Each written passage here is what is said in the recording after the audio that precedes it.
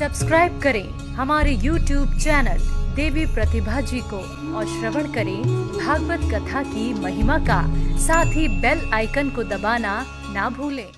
हिरण्यकश्यपु तो जंगल में जाकर के तपस्या कर रहा है, बहुत कठोर तप किया और उसके बाद ब्रह्मा जी महाराज हिरण्यकश्यपु के तपस्या से बड़े खुश हो गए, प्रसन्न हो गए।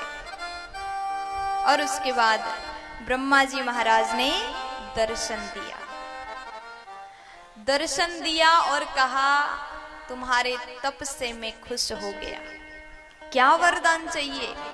तब हिरण्यकश्यपु वरदान मांगता है।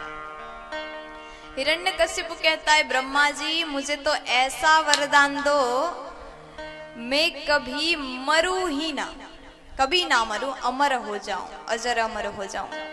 ब्रह्मा जी ने कहा, बेटा ऐसा तो हो नहीं सकता। देखो तुमने जो वरदान मांगा है ना, ऐसा अगर मैं तुम्हें दे दूं, तुम्हारे जैसे कई और आएंगे जो मुझे अमर होने का वरदान मांगेंगे। अगर संसार में कोई अमर रहा तो ऐसे ही चलता रहा तो फिर सृष्टि में बड़ा दिक्कत हो जाएगा, सृष्टि करने में दिक्कत हो जाएगा। और ब्रह्मा जी ने कहा, बेटा ऐसा वरदान तो मैं नहीं दे सकता, इसके बदले में तुम कितने वरदान मांगना चाहते हो सब मांगो। हिरण्यकश्यपु कहता, पक्का? बोले हाँ पक्का।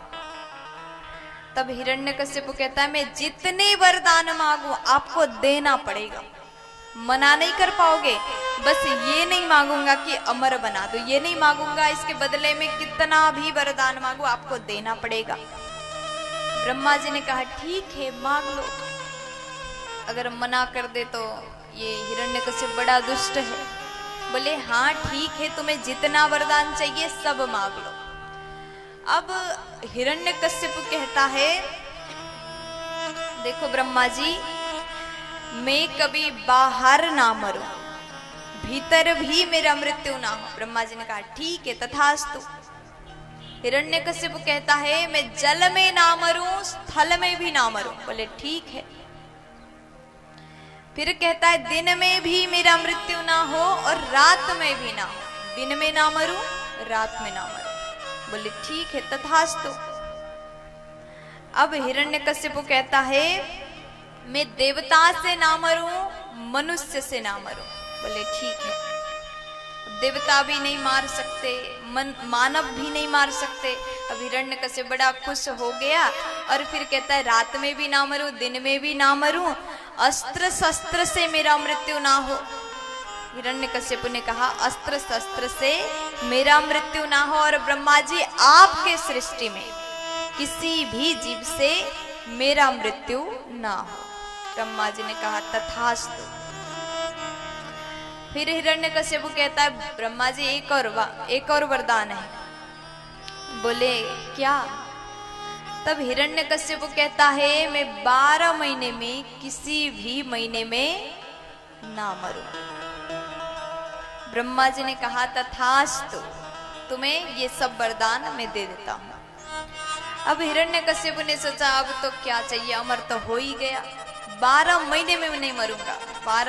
12 ही महीने होते हैं, 13 तो है नहीं है मेरा मृत्यु हो। और दिन में भी मरूंगा नहीं, रात में भी मरूंगा नहीं। अब तो बड़े शान से चला गया और उसके बाद घर में गया, वहां जाकर के अब राज्य करने लगा, प्रजा को बहुत दुख देने लगा, बहुत कष्ट देने लगा।